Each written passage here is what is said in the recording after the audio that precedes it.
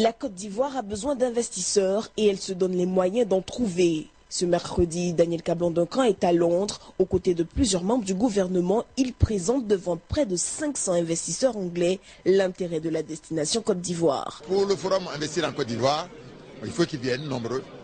On attend entre 2500 à 3000 investisseurs globalement. Ça fait du monde.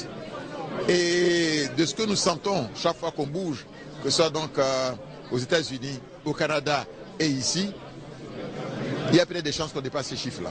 Cette importante entrée d'investisseurs britanniques sur le marché francophone ivoirien devrait conduire à des impacts concrets sur la vie des populations, avec notamment la création d'emplois pour les jeunes. Entre l'intention d'investissement et la réalisation, il faut compter entre 6 mois et 1 an.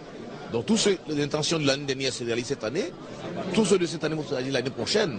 Et en 2015, on verra effectivement un impact plus ressenti dans le quotidien de l'Ivoirien. Le ministre anglais pour l'Afrique, Paul Simons, récemment en visite en Côte d'Ivoire, a toutefois insisté sur la nécessité du suivi des connexions établies durant ses missions. Une doléance à laquelle répond avec assurance le Centre pour la promotion de l'investissement en Côte d'Ivoire. La problématique du suivi est très importante. C'est pour ça que nous avons mis un dispositif en place pour que tous ceux qui passent par nous, bien sûr, on puisse en avoir un suivi par rapport aux contacts qu'ils ont pris dans les différents ministères, par rapport aux engagements que nous avons pris nous-mêmes et par rapport à leurs projets. Depuis la fin de la crise, la Côte d'Ivoire a réussi à se hisser au rang des pays les plus commerciaux de la sous-région ouest-africaine. Au nom de la société financière internationale, Cassandra Colbert, qui était présente, a invité les Britanniques investisseurs à venir massivement dans le pays et à emprunter le train de l'émergence. Plusieurs investisseurs présents à cette rencontre se sont dit impatients de venir investir bientôt en Côte d'Ivoire.